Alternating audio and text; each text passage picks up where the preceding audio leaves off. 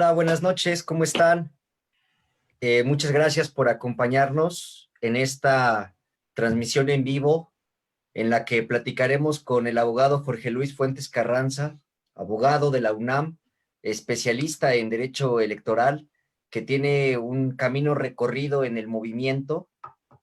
Sí, ya estamos en vivo, ¿verdad? Creo que todavía no. Sí, están en vivo. Está transmitiéndose en Facebook. Perfecto, perdón.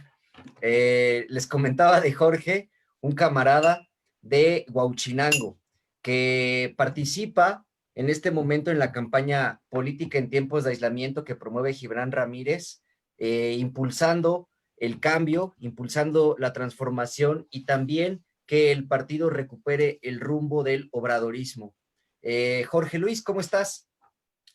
Hola Isaac, muy buena noche, muchas gracias por la invitación y buena noche a todas las compañeras y compañeros que nos siguen aquí en esta transmisión. Estamos desde el Facebook de Política en Tiempos de Aislamiento de Puebla, ¿verdad? Así es. Gracias. Desde Política en Tiempos Puebla. Un saludo también a todos los que nos acompañaron hace unos momentos en un Zoom grandotote con Gibran Ramírez, donde nos leyó una carta, donde él hace un esquema programático para poder recuperar el rumbo del partido, que me pareció muy interesante, pero me gustaría también abordar ese tema al último. Camarada Jorge, quisiera yo empezar a preguntarte cómo es que conociste a Gibran Ramírez. Hijo, mejor no te cuento. Lo conocí en una cantina que se llama, ¿cómo se llama, Roberto? Si nos escuchas, a ver si nos ayudas. Esta cervecería de barrio, la que está enfrente de la Alameda del Sur. Ahí me invitó un amigo, Pablo Hernández, amigo en común. Él fue el que me convocó en aquella ocasión a ir allá a platicar. Estábamos en el 2015. Yo tenía algunos meses de haber renunciado al PRD, porque renuncié al PRD en noviembre del 14. Entonces, estaba pues en un trabajo de reconocimiento político interno, de mis círculos de amistades y obviamente hacia afuera en general. Y eso fue lo que me llegó en esa ocasión a platicar con Pablo Hernández. También estaba en esa plática otro compañero de Tláhuac, y el propio Gibran, que ahí lo conocí. Desde ahí comenzamos una amistad.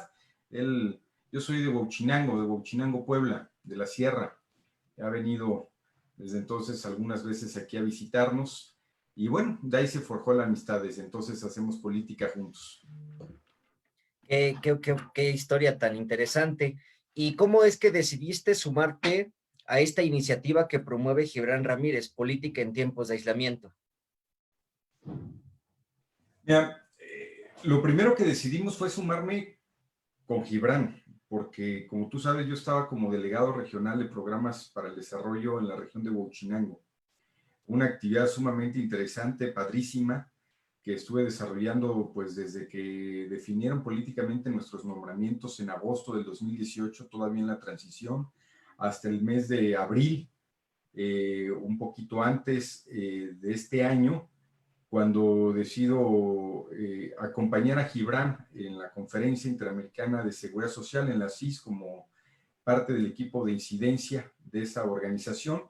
Y bueno, ahí es donde decidimos emprender este proyecto de política en tiempos de aislamiento, porque ya veníamos trayendo un acompañamiento de trabajo en los estados, de visitas a las entidades de la República que invitan a Gibran a tener participaciones, charlas, foros en las universidades o con los compañeros de Morena, y eso fue lo que nos llevó a iniciar este proyecto político de política en tiempos de aislamiento. ¿Y cómo surge la idea? Es decir, me imagino yo a Gibran conversando con ustedes en una sala diciendo, ¿saben qué? Está esta situación y qué ideas proponen, cómo es que surge el título, cómo es que se va conformando cómo va tomando cuerpo este monstruito que incluso tú le has llamado. Pues lamentablemente, la necesidad que nos lleva a política en tiempos de aislamiento es justo el aislamiento. Entonces, no hemos conseguido estar físicamente juntos en la toma de estas decisiones, sino que ha sido justo la distancia física la que nos ha obligado a llegar a política en tiempos de aislamiento. Entonces, las decisiones las hemos venido tomando en conversaciones como esta que ahorita tenemos, Isaac, pues por Zoom, por teléfono, por chat, ya no sé en cuántos chats estamos presentes unos y otros, y tratar de ir coordinando un esfuerzo justo desde las redes sociales, es decir, utilizar las herramientas que estén a nuestro alcance, las que se pueden utilizar derivado del aislamiento físico, como algo positivo para sacar provecho en estos tiempos en los que no podemos tener un contacto personal. Y no pararnos, no frenarnos, no dejar de hacer política porque no podamos recorrer el país, no podamos acompañar a los compañeros en los estados, como cuando te conocimos aquella vez que fuimos a la Facultad de Ciencias Políticas y Sociales y Derecho, ¿no? Que tienen las dos carreras agregadas en la misma facultad ahí en la Universidad Autónoma de Puebla. Y entonces, pues eso ya no lo podíamos hacer, pues por eso surge Política en Tiempos de Aislamiento, para no detenernos y sobre todo no detenernos ante la necesidad de hacer ahora una política a paso redoblado por la intervención de la derecha en anhelos golpistas. Ellos hablan mucho de libertades, pero que son discursos que encierran sus verdaderas intenciones autoritarias. No pueden permitirse que una persona como Andrés Manuel López Obrador esté al frente del Poder Ejecutivo Federal, que encabece, que lidere una nación a la que ellos pertenecen. No le tienen el reconocimiento que, de acuerdo a sus cánones de clase, sociales, incluso estéticos, debería de tener quien está al frente de una nación a la que ellos, como digo, pertenecen. Y entonces empezaron a agrupar, ¿no? Lo que no habían hecho durante 2 años, lo comenzaron a hacer justo aprovechando la oportunidad de la pandemia, cuando deberían demostrar un discurso y un mensaje de unidad nacional, de fortalecimiento de las instituciones y de apoyo a quienes las están dirigiendo por un beneficio de salud pública para provocar la vida o salvar la vida de las mayorías, pues se comportaron al contrario. Y entonces por eso nosotros decidimos empujar con mayor razón Política en Tiempos de Aislamiento, para que sirviera como un dique que se opusiera entre estas fuerzas opositoras y retrógradas reaccionarias que están embistiendo un día sí y otro día también a la Cuarta Transformación y pretendiendo debilitar la figura del presidente de la República, y que así es como pudiéramos nosotros tener pues una actividad responsable ante estas circunstancias. Fíjate, camarada, que bien se diseña la estrategia en el aislamiento, pero Morena de por sí ya estaba en el ostracismo, es decir, en el olvido. Se había descuidado a la militancia, se había descuidado a los simpatizantes, y Morena pues estaba condenada al ostracismo y secuestrada por la cúpula burocrática de esta misma institución. Entonces, incluso si no hubiera habido esta emergencia sanitaria que nos hubiera aislado, tal vez se hubiera llamado política en tiempos de ostracismo. Claro, o sea, finalmente la necesidad de salir a los estados a platicar con los compañeros y las compañeras que invitan a Gibran responde a la ausencia de una figura dirigente institucionalizada en el partido que pudiera acompañar y arropar a los compañeros en acciones tan sencillas como la discusión de la coyuntura, la discusión del programa, algo que tuvimos esta tarde con Gibran, la discusión de cómo estamos gobernando, de cómo estamos legislando. Pareciera una contradicción, pero lamentablemente no lo es. Uno de los problemas que tenemos o que atravesamos en Morena es que ganamos muchos cargos, además de la presidencia de la República en 2018. Entonces ahora tenemos un grave problema de gestión de muchos gobernantes a niveles municipales, estatales, legislativos, regidores, etcétera, que o bien no guardan intenciones, que nunca guardaron intenciones y por supuesto no las tienen ahora, no han cambiado de tener un buen ejercicio desde el poder, o que aunque las guarden no tienen los elementos suficientes para poder ejercitar correctamente esos instrumentos de poder que la ciudadanía les brindó en la elección de julio del 2018. Entonces, eso es un problema grave que ya viene, como bien dices, arrastrando el partido pues desde antes del aislamiento.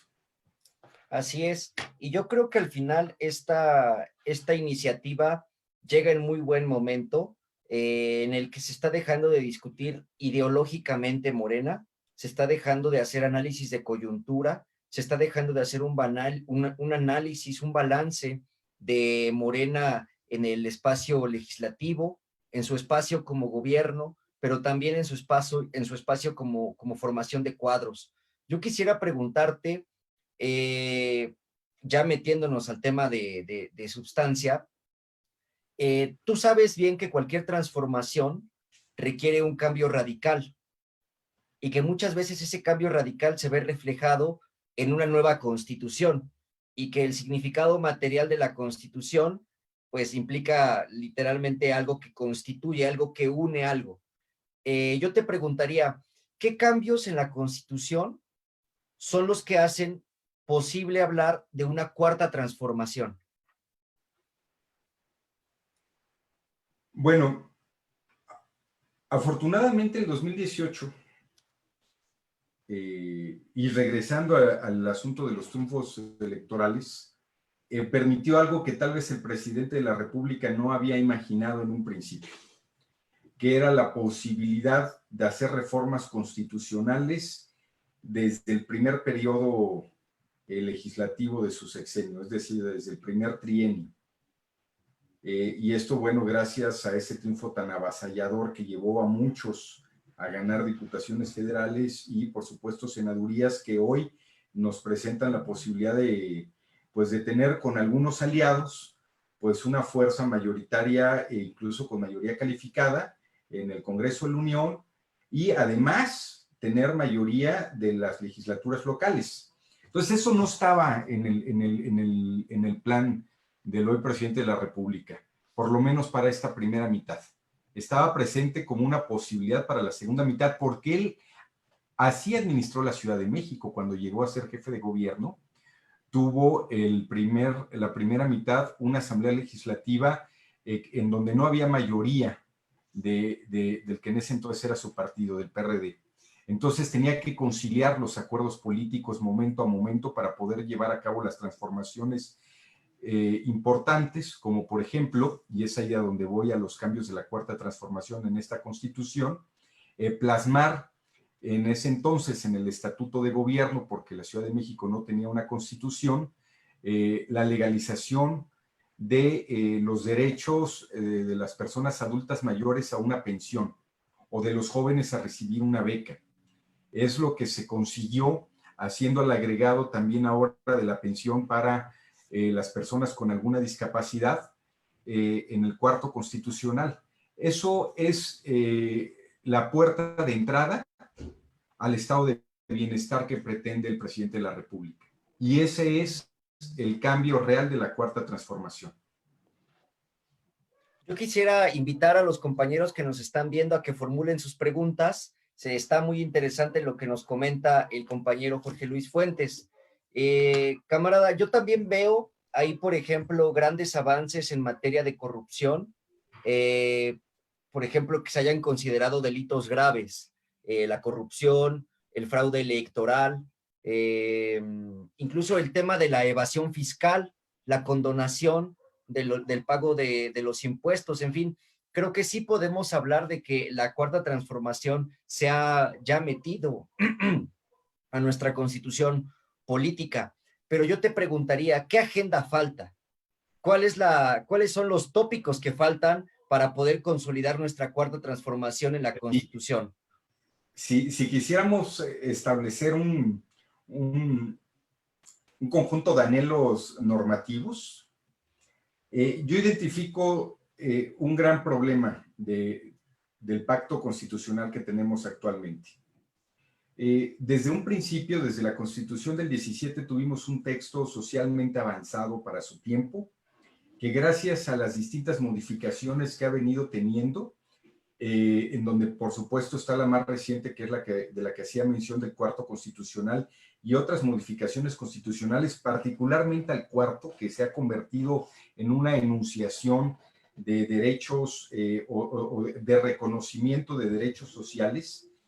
Por supuesto, la reforma constitucional sobre derechos humanos del 2011 al primero y a otros apartados en donde cambia la concepción de garantías individuales por derechos fundamentales. Es decir, la parte dogmática de la Constitución no solamente no se ha trazado, sino que sigue siendo un texto socialmente avanzado, aún ahora en el siglo XXI, a nivel mundial. Tal vez nos hagan falta instalar algunos otros derechos, como, por cierto, el derecho humano a la electricidad o los derechos de la cuarta época o la cuarta generación de derechos humanos, como son los derechos digitales. Pero vaya, son cosas que tendrán que suceder y no son grandes dolores de cabeza. Como sí lo son los problemas que nos ocasiona un federalismo que nunca imaginamos correctamente en su gestión pública y en su gestión de gobierno. Es decir, toda la parte orgánica de la Constitución se quedó en el atraso. Desde que comienzas con la lectura del poder, el supremo poder ejecutivo, es decir, un poder que se eleva sobre los otros dos, que no respecta el pacto rusoniano de igualdad entre los tres poderes, el legislativo, el judicial y el ejecutivo, que le brinda una serie de derechos al presidencialismo mexicano en la ley, pero que además obligan a que tenga otros que Carpizo mencionaba, eran los famosos derechos metaconstitucionales que tenía el presidente de la República. Entonces, esos derechos o esas facultades, esa agenda, es la que no hemos conseguido todavía transformar para tener, por un lado, un poder ejecutivo en donde su figura no esté toda verticalizada a partir del presidente de la República con sus secretarios de despacho, subsecretarios y hasta allá que son los que son nombrados dentro del texto constitucional, sino que se pueda desprender desde ahí una figura organizativa de gestión del poder que pudiera implicar incluso la figura de un jefe de gobierno, además de un jefe de Estado que sea el presidente de la República, esto sin llegar al parlamentarismo, pero que sí pudiéramos instalar un semipresidencialismo para que haya mayor integración en la discusión desde el Parlamento, para que las voces del Parlamento no fueran lo que son ahora las voces de oposición, voces inaudibles, porque se convierten en voces absolutamente beligerantes, porque no hay incluso necesidad de escucharlas.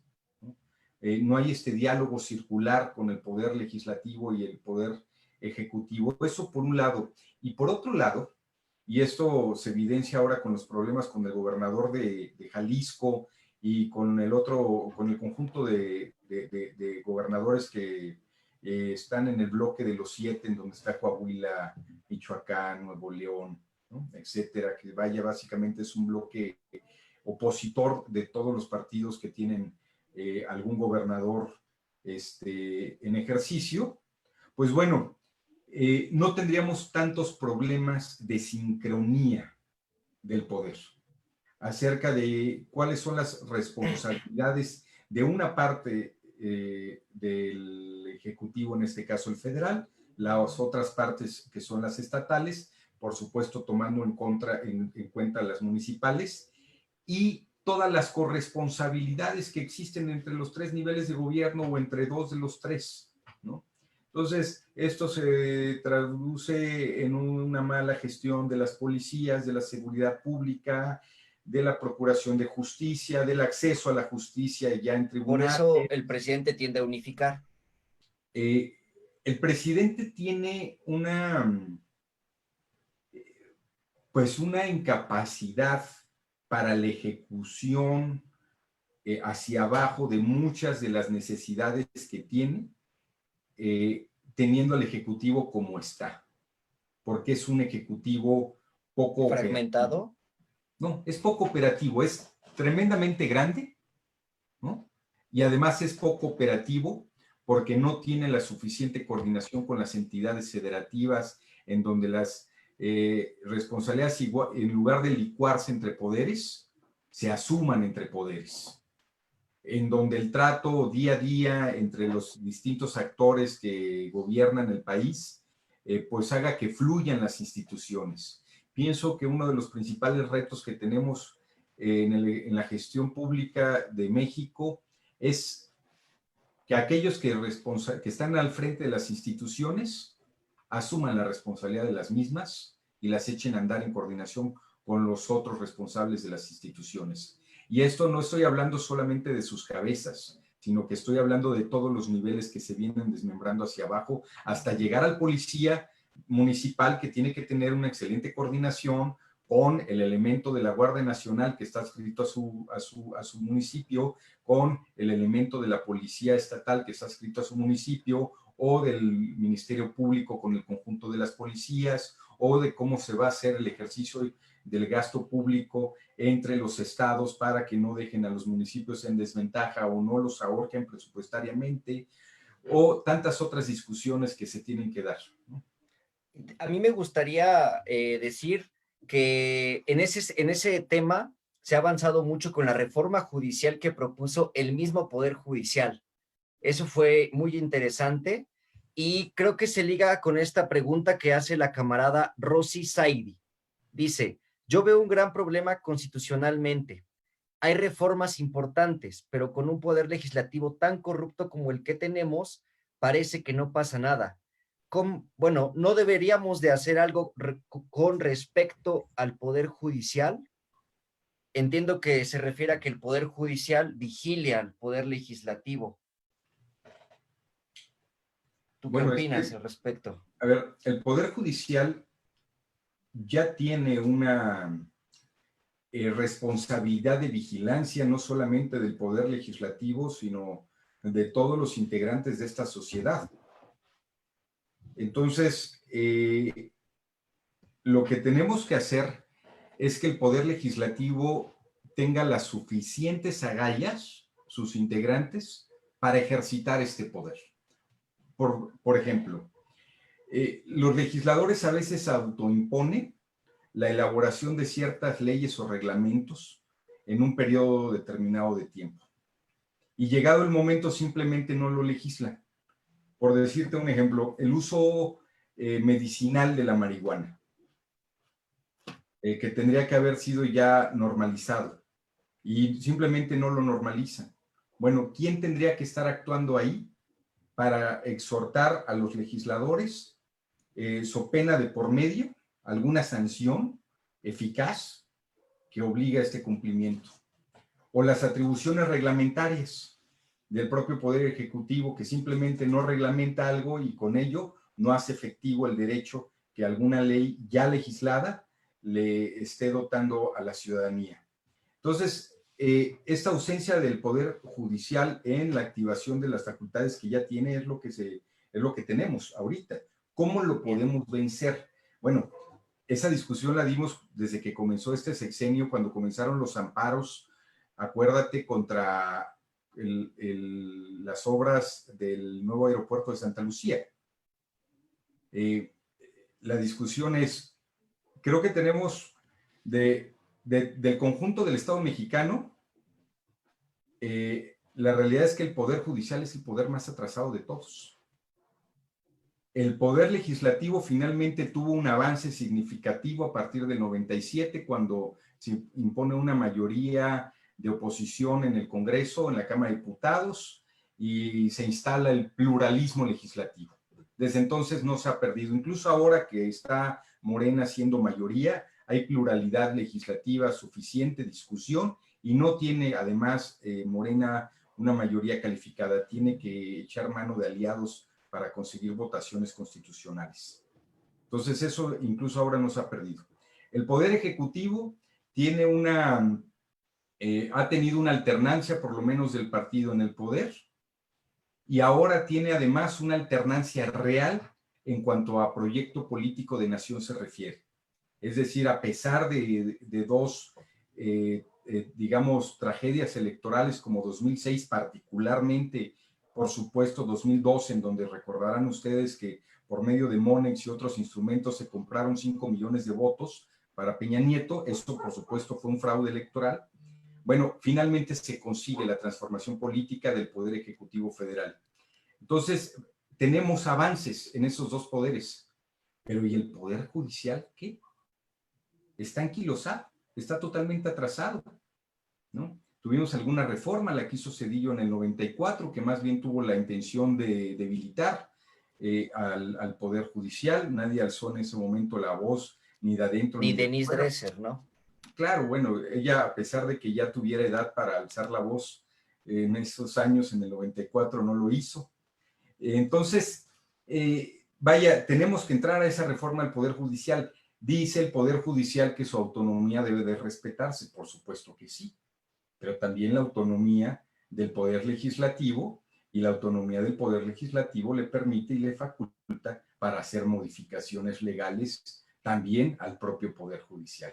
Pero, ¿qué Entonces, opinas de la reforma que propuso el mismo Poder Judicial para ella ponerse en vanguardia? hay una agenda que fue planteada por el presidente de la Suprema Corte de Justicia de la Nación, que tiene, según sé, el acompañamiento en algunos de sus preceptos Del mismo presidente, ¿no? sí, del Ejecutivo, y esto pues también lleva a que se dé el acompañamiento de buena parte del Legislativo, pero que tiene que ser discutida también en el seno del Poder Judicial, y es lo que no hizo el presidente de la Corte. Si bien no le hubiera correspondido tal vez hacerlo porque le toca al legislativo hacer estas reformas, yo sí soy partidario, por ejemplo, del Parlamento abierto.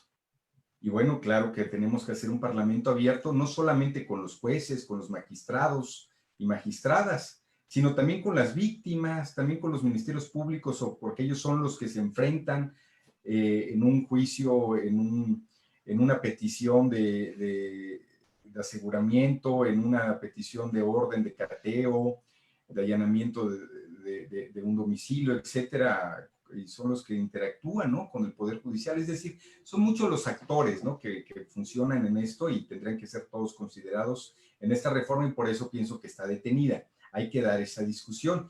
Hay gente como Gibran, que lo he platicado con él, y yo no estoy muy seguro de que esté en lo correcto, pero finalmente es la discusión que hay que dar, que dice que los jueces y magistrados tienen que ser sometidos, como sucede en otros países tan occidentales como los Estados Unidos, y como pasó en algún momento en México en el siglo XIX, al voto popular,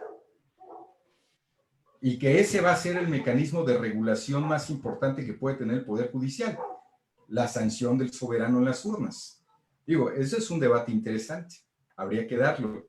Pero volviendo, y para cerrar incluso, si te parece, esta reflexión acerca del engranaje del Estado mexicano, me gustaría cerrar con la necesidad de la reforma del Estado.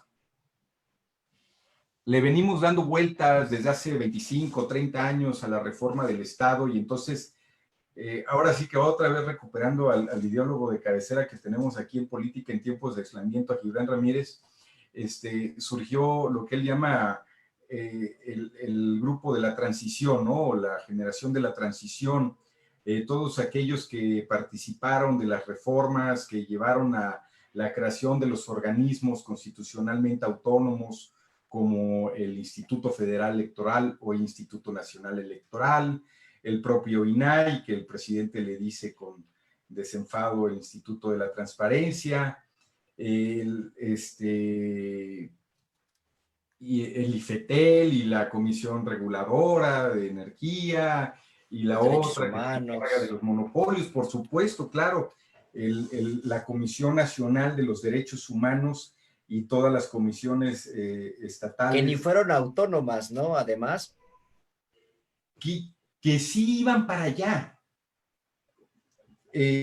Bueno, no nacen con autonomía, ¿no? La CNDH, cuando la preside su creador, su ejecutor y su su hacedor intelectual, el doctor Jorge Carpizo MacGregor, nace mediante un decreto presidencial, imagínate, de Carlos Salinas de Gortari, ¿no? Alguien que en ese mismo momento está asesinando perredistas, ¿no? En el sexenio de Salinas mueren asesinados más de 600 activistas del perredismo. Pero bueno, finalmente en estas contradicciones de la apertura democrática se crea la Comisión Nacional de Derechos Humanos, que luego adquiere, por lo menos normativamente, autonomía. Ahora, ¿cómo generas o cómo provocas esta autonomía si quien propone es el presidente y el presidente tiene mayoría en el Senado, que es quien sanciona, y entonces no hay un respeto a quien deba estar encabezando esta institución? Bueno, pues es ahí donde tienes una falla de origen en la generación de esta autonomía. Acuérdate, José Luis Soberanes, ¿no? Y la gastritis por la que muere la indígena violada Ernestina Asensio en la Sierra Zongolica de Veracruz en el sexenio de Felipe Calderón, quien ordena deliberadamente que esa investigación en donde tenía participación el ejército se pare y se vaya para atrás y se desdiga todo lo que se había dicho. Y la misma comisión encabezada por Soberanes interviene de una manera muy triste. Ahí se quebranta, ¿no? Así como el INE podríamos decir que tiene un avance interesante o importante en el proceso de democratización en México, pues sin lugar a dudas en el 2006, este avance mucho poco que había tenido se quiebra por la intervención indebida de Fox y de los intereses empresariales, pero también la sumisión a esos poderes de Luis Carlos Ugalde como presidente del Consejo General. Entonces, finalmente, estos organismos demuestran que no eran la solución, es decir, quitarle al Poder Ejecutivo las responsabilidades de emitir una credencial no era la solución.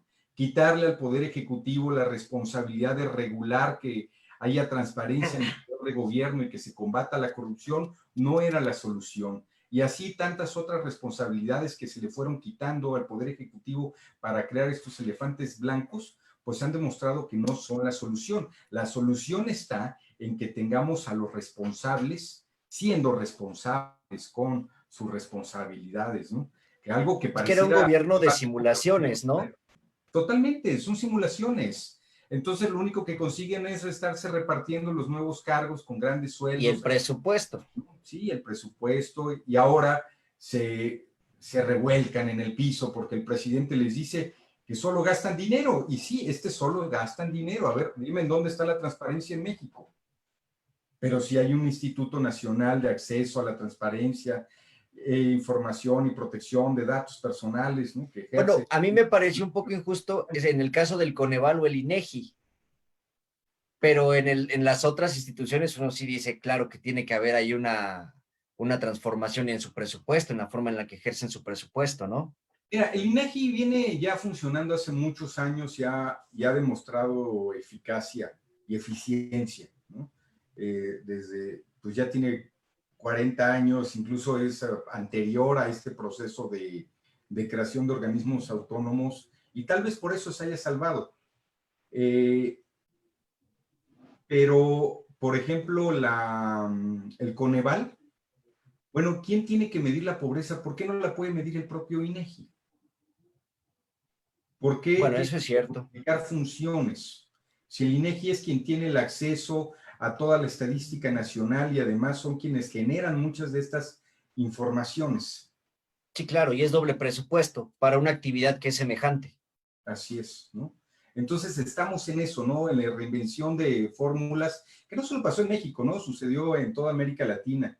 Pero tenemos que devolver al Estado, en este caso al Poder Ejecutivo, si es el caso, y si no al Legislativo, al Judicial, pues sus atribuciones y sus facultades, y que haya una responsabilidad para llevarlas a cabo, ¿no? Y cumplirlas. Fíjate, Jorge, que a mí me enfada muchísimo escuchar en todos los opinólogos el me preocupa. Así empiezan una serie de prejuicios y de arbitrariedades intelectuales. Me preocupa esto, me preocupa aquello. Y lo que les preocupa mucho es el talante autoritario de este gobierno. Pero yo de esta reflexión digo, teníamos un Estado corrupto, un Estado que no respetaba y simulaba un sistema de federalismo, un sistema de división de poderes, de organismos constitucionales autónomos.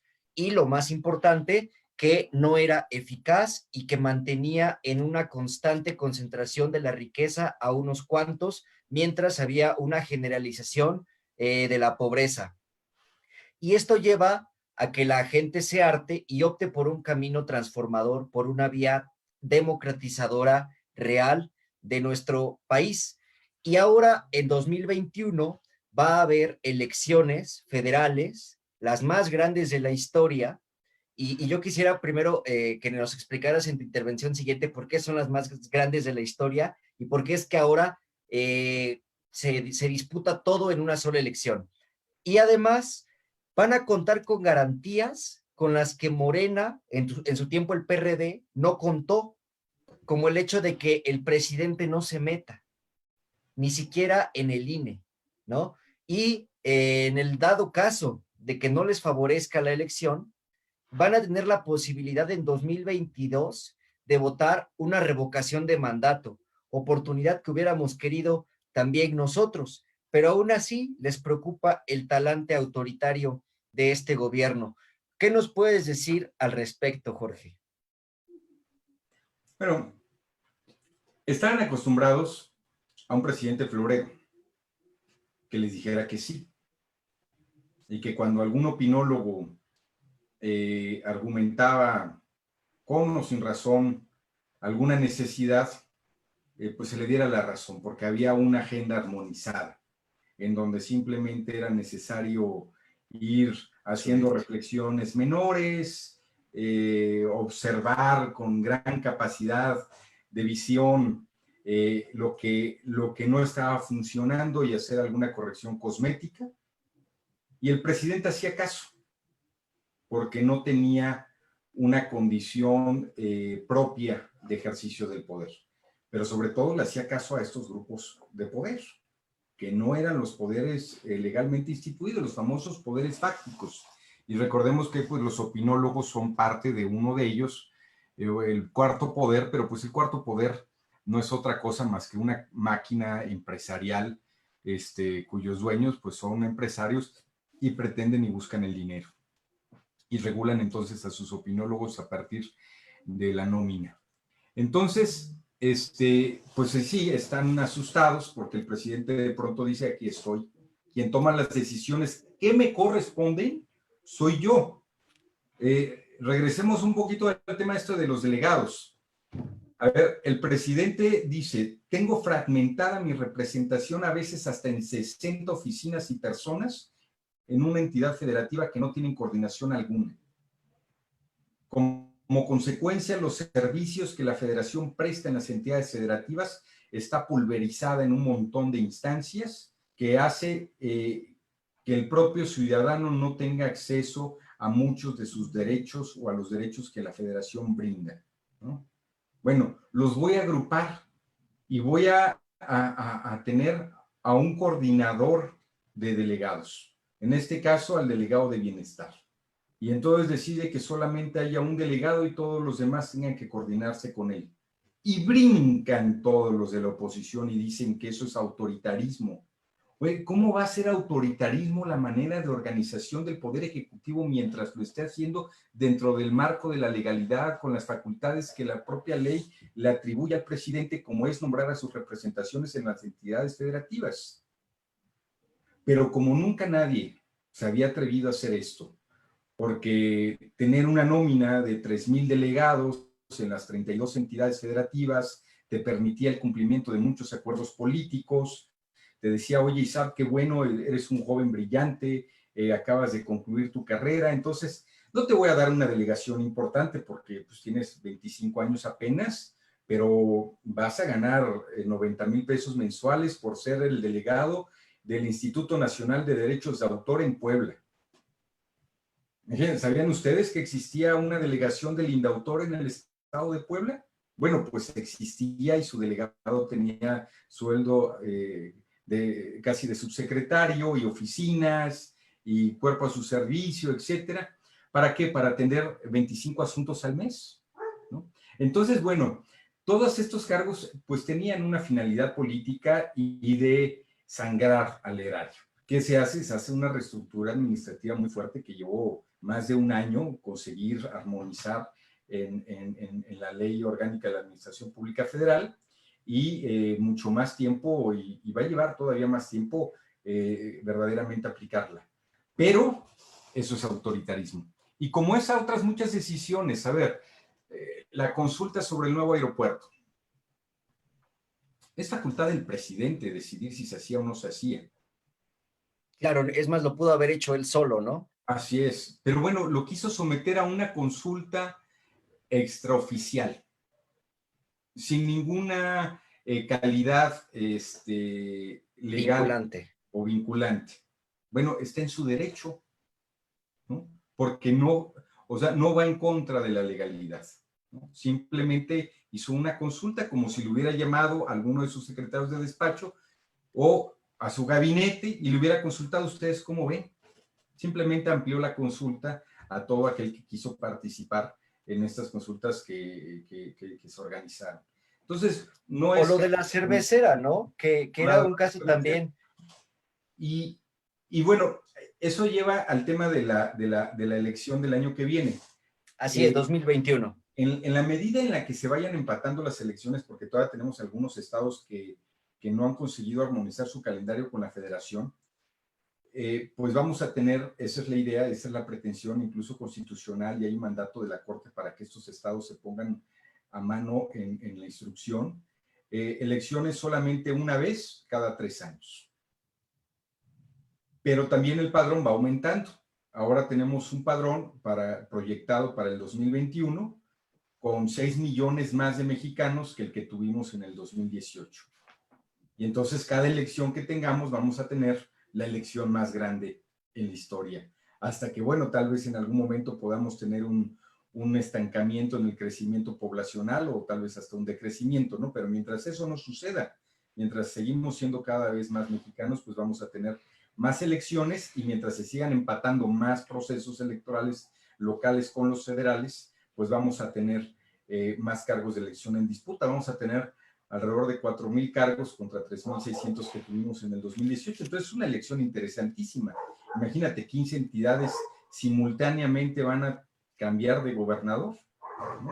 Por no hablar, por supuesto, de los 500 diputados federales y un gran número de diputados locales y presidentes municipales. Claro. Y camarada, en este contexto, el partido gobernante, el partido mayoritario, el partido que ha hecho historia, que apenas menos de 5 años de su creación logró ganar la presidencia de la República, está distraído, está metido en una grilla interna. En septiembre de este año inicia el proceso electoral de 2021 y el partido no ha escogido siquiera la dirigencia que va a procesar esas candidaturas. ¿Por qué pasa eso? ¿Qué situación es la que nos mantiene en este estado de parsimonía, como si ya estuviera todo decidido? Morena nace como un movimiento social y no como un partido político. Como movimiento social, consigue oficializarse como partido por una única necesidad, que era brindarle al presidente la posibilidad de estar en la boleta del 2018 y competir por la presidencia. Es decir, se necesitaba ese registro para buscar la presidencia de la República. Y ese era el cometido mayúsculo, y lo conseguimos por fortuna. Después de eso,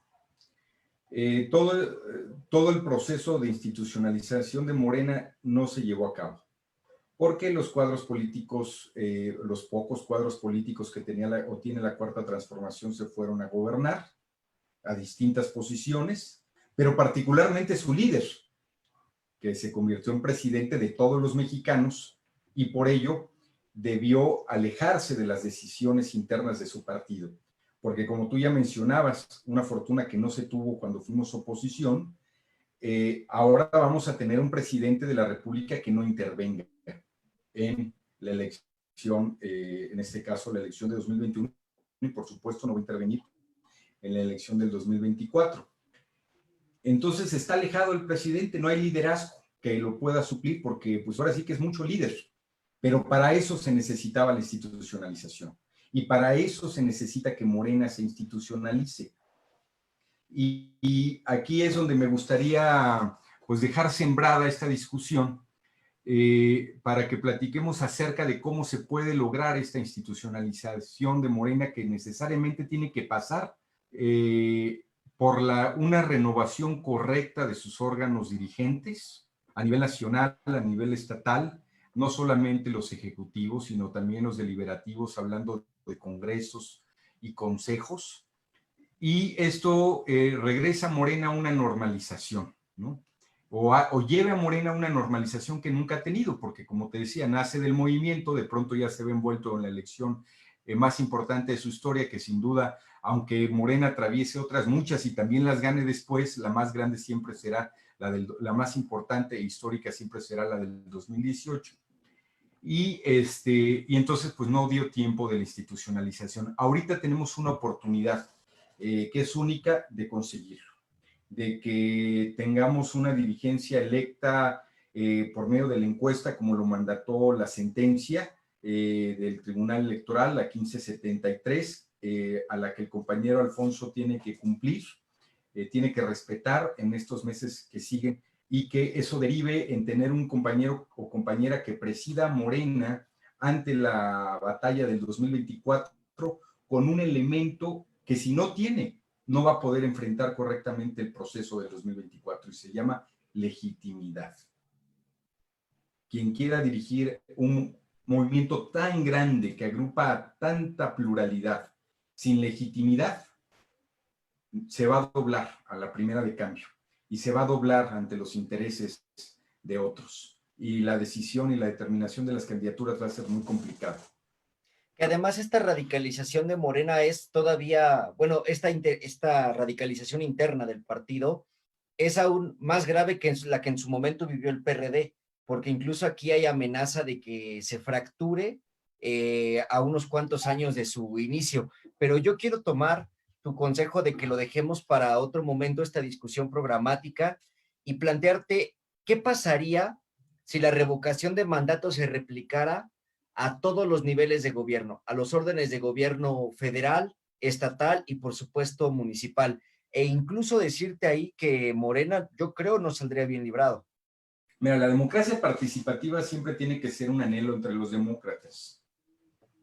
Y hay muchos canales y muchas vías que llevan a la participación ciudadana en las decisiones públicas. Pero a mí me parece que la más importante de todas son las elecciones para elegir a los gobernantes y a los representantes populares. Entonces, si bien tenemos que darle la oportunidad al soberano de retractarse de ser el caso de una mala decisión con la revocación de mandato, a lo que tendríamos que aspirar sería a la mejor decisión de los ciudadanos cuando están frente a la boleta electoral, ahí en la soledad de su mampara, ¿no? Antes de depositar el voto en la urna. Y es ahí en donde están fallando los partidos políticos en las opciones que le están presentando a los ciudadanos, pero también están fallando los ciudadanos en la manera en la cual han ratificado a muchos de estos gobernantes de los que ya se saben, ¿no?, que son malos y los vuelven a decidir o a elegir 3 años después, ya sea porque son de las mismas familias, de los mismos grupos políticos o de los mismos partidos políticos. Por eso Morena ganó avasalladoramente en el 18, porque la gente dijo, ahora sí, ninguno de todos los que han estado. Pero imagínate, yo te llevaré a una reflexión aquí. Un presidente municipal que solamente está 3 años en el cargo, que al año y medio tuviera una revocación de mandato, se me hace demasiado prematuro, ¿no? Es complicado. Y otra reflexión, tenemos que guardar la autonomía de las entidades federativas. Tienen que ser los congresos locales quienes tomen esta decisión de las revocaciones de mandato. Y aquí entonces volvemos a la reforma del Estado. A mí me gustaría más que se acortaran los periodos de los ejecutivos, en este caso estatales y federal, que son de 6 largos años, a 4, y hubiera la posibilidad de una reelección, como sucede en la mayoría de los países occidentales. Eso que dices es muy aventurado para nuestro país. No, lo que pasa es que cargamos con el fantasma de Pero, Díaz. exacto, ¿por qué está ya tan tiene más de 100 prejuiciada la años Díaz, religión? por favor, ¿no? O sea, ya podemos enterarnos de que se fue en el Irán. Quitarnos el trauma, ¿no? Ya está sepultado en París, ¿no? Entonces, eso ya es una tradición de las mejores respetadas por nuestros políticos, además. Pero vamos a ver cómo funciona ahora la reelección legislativa, que va a arrancar en el 2021, por cierto. Va a ser la primera vez que los diputados federales tengan la oportunidad de que, si así lo deciden sus partidos políticos, se presenten de nueva cuenta a las urnas, y entonces, si así lo deciden sus electores, sean reelectos como sus representantes populares en la Cámara de Diputados. Y también ya hay reelecciones en algunos municipios, ya hay reelecciones en algunos congresos locales, y eso va a permitir este proceso de sanción, que es finalmente lo que procura o lo que busca el revocatorio, ¿no? Sancionar a quien ha sido electo. Bueno, yo veo difícil que prospere un proyecto de reelección para el presidente, y sobre todo en este periodo. Si así están de nerviosos a los que les... No, seamos claros. No contaminemos la discusión, mi querido Isaac. Yo estoy hablando en el supuesto de que se diera una reforma a mediano plazo, ¿no? Del Estado mexicano. Posterior al gobierno de López Obrador, ¿verdad? Sería además inconstitucional, ilegítimo, ilegal, antidemocrático, porque el presidente ya fue electo por un periodo de tiempo y no puede modificarse. No puedes en ninguna democracia, y eso qué bueno que lo ratificó así la Suprema Corte de Justicia de la Nación, cambiar las reglas del juego una vez que el árbitro dio el pitazo de salida. Una vez que ya estás pateando el balón, decir que ahora no son 5 goles, sino es a 10, ¿no? Pues no es una cascarita, ¿te acuerdas, no? De que le iba subiendo, no, vámonos a 6 y gol gana, y no, ahora mejor a 5, a 7, no, eso en la democracia no se vale. El presidente se va en 2024, llegará un nuevo presidente, muy probablemente llegue un nuevo presidente que dure también 6 años en el poder, y en ese sexenio tal vez sea el momento adecuado para comenzar la discusión en serio de un nuevo constituyente, que es finalmente lo que necesitamos, un nuevo pacto social. Dudo mucho que se dé en este sexenio, aunque no lo descarto, ¿no? Es finalmente algo que puede suceder, pero lo veo muy complicado. Para que la cuarta transformación, digamos, realmente sea radical, se requieren más de 6 años, ¿estás de acuerdo? Y por eso es importante luchar por el partido como un instrumento para que ésta pueda consolidarse, y esa es una responsabilidad de los ciudadanos. Y ahí tú qué tienes que decirles a los militantes que muchas veces cierran las puertas a los simpatizantes del obradorismo. Sí. Todo proceso de transformación es progresivo. Los propios cambios en este sexenio están siendo progresivos. El presidente, aunque quisiera cambiar todo de pies a cabeza durante 6 años, no va a poder. Y entonces vamos a volver a ganar la presidencia en el 24 y vamos a continuar con esta escalada de cambios de la cuarta transformación. Espero que consigamos repetir bajo la expectativa de buenos gobiernos el triunfo en el 2030. Y que si no se ocurren o no suceden estos buenos gobiernos, evidentemente que el soberano nos cambie, ¿no? Y elija otra alternativa. Y si Morena no tiene la condición política de institucionalizarse para ser o para seguir siendo la alternativa correcta, no necesariamente quiere decir que entonces lo vaya a hacer la oposición a la cuarta transformación. Posiblemente dentro de la misma cuarta transformación surja la alternativa correcta. Y esto puede pasar en el 24 o puede pasar en el 2030. Eso está por verse. El obradorismo es muy, muy grande. Los márgenes de aprobación del presidente rondan el 60%, el mes pasado estaban en 68%, ahorita tal vez estén debilitados en el 60%, ojo, y eso es debilitados por la pandemia, atravesando esta triste situación que estamos viviendo los mexicanos y el mundo, pues seguramente los índices de aprobación presidencial van a regresar a sus lugares normales que ronda el 70%. Entonces ese es el obradorismo. Estamos hablando de que el obradorismo es más de 2/3 de la población mexicana. Los que son simpatizantes, no necesariamente militantes, y es aquí como contesto a tu última pregunta. Mucho del morenismo militante considera que son propietarios, patrimonializan a la Cuarta Transformación y al obradorismo. Y no, el obradorismo y la Cuarta Transformación es un proceso de época que no puede ser apropiado por pocos, aunque sean tantos como los que militamos en Morena. Así como el proceso revolucionario no lo puedes entender solamente bajo las órdenes de Venustiano Carranza y su ejército constitucionalista, o del caudillo del sur que tengo aquí atrás, o del centauro del norte, o de alguno de los dirigentes revolucionarios, pues tampoco el proceso de la Cuarta Transformación lo puedes entender a partir de la visión que tenga Jetcol, Berta, Alfonso, Monreal o ninguno de los actuales dirigentes del obradorismo. Entonces, precisamente, Morena, perdón. Sí. No, Morena, entonces, lejos de interiorizarse en sus reflexiones, tiene que abrirse a las reflexiones del obradorismo que no está dentro de Morena. Aquí se hace incluso presente una consideración que algunos partidos políticos en el mundo tienen, y otros incluso en México también lo tienen, que son las dobles militancias o triples. Puedes tú ser militante de un movimiento sindical, formar parte de una cooperativa y también simpatizar con un partido político, ¿no? Y esta simpatía no necesariamente te hace ser un militante que tenga que tener una consecuencia de actuación permanente o institucional, ¿no? O institucionalizada, sino que simplemente tienes esa militancia ahí. Y quienes sí quieren tener una vida militante activa, tienen otra calidad u otra condición de militancia, ¿no?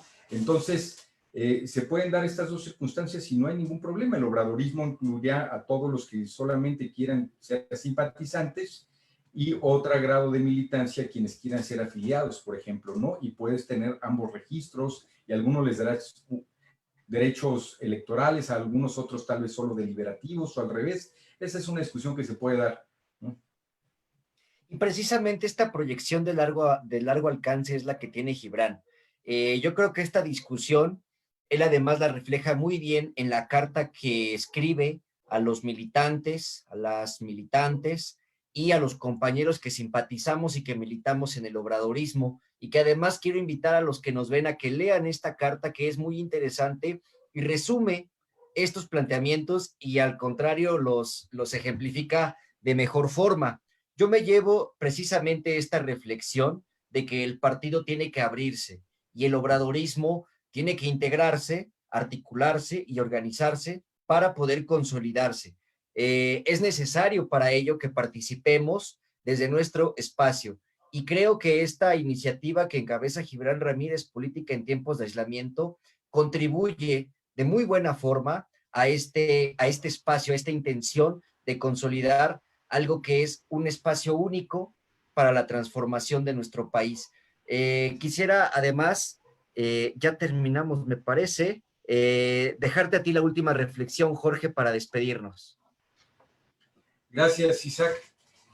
Pues bueno, ya no tuvimos oportunidad, llevamos más de una hora platicando, y de hablar de la sentencia. Programemos una plática para una siguiente ocasión sobre esta sentencia, y sigamos discutiendo. Ahora invito a quienes nos ven y a quienes nos ven, los invito a que inviten a su vez a otros a esta reflexión que hoy hizo Gibran. Si pudiéramos aquí publicar el link de los 10 puntos que presentó esta tarde, como un detonante para la discusión programática de Morena. platiquemos. Nos hemos impuesto 3 semanas de conversación entre los nodos que se conforman en política en tiempos de aislamiento, para hacer justo esta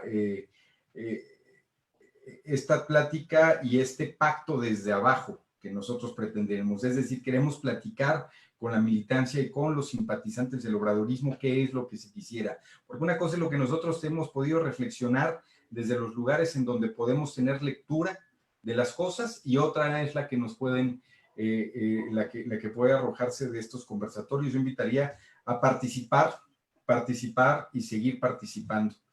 Y no solo si quieres un cargo público o aspiras a tener una vida en la política de tu comunidad o de tu región, de tu municipio, de tu país, sino simplemente si aspiras a tener una mejor sociedad.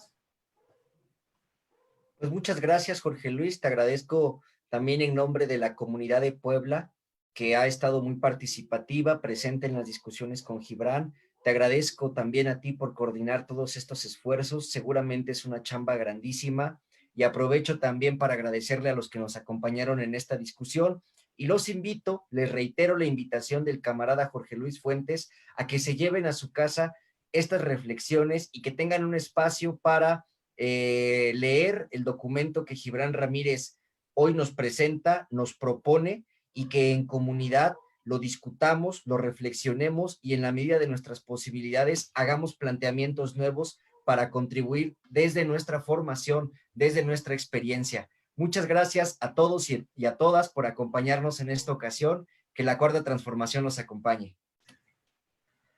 Te falta un saludo de la Cuarta Transformación, nada más así, ¿no? La Cuarta Transformación. Muchas Sale. gracias, paisanos. Aquí saludos desde Huauchinango, Puebla, la Sierra Norte. Abrazo, abrazo.